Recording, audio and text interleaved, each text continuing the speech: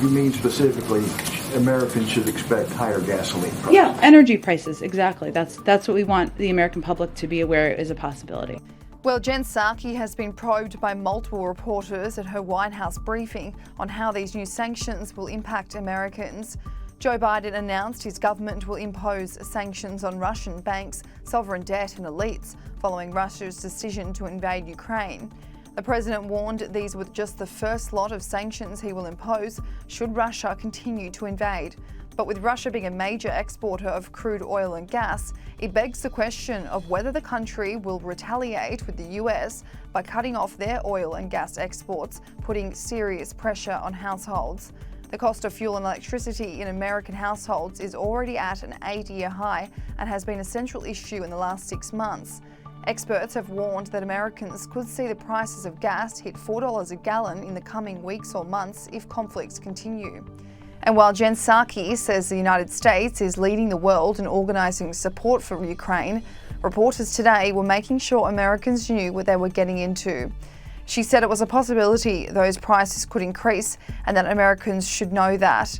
The press secretary was probed again on what Americans can expect to happen next with sanctions. Can you tell Americans how much pain will they feel with this first tranche?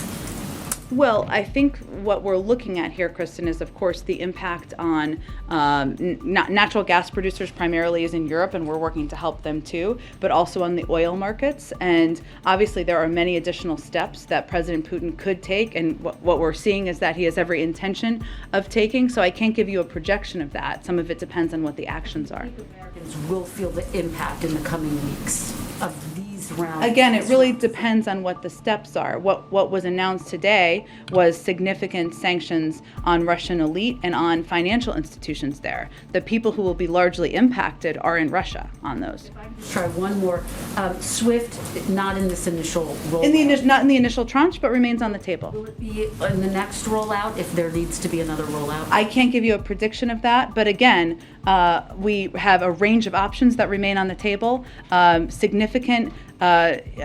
would have a significant and devastating impact on the Russian economy. We've already seen in the Russian economy the impact on inflation there and on the markets there of the expectation of these sanctions. But all of those options remain on the table, and I can't make a prediction of what's next. Go ahead.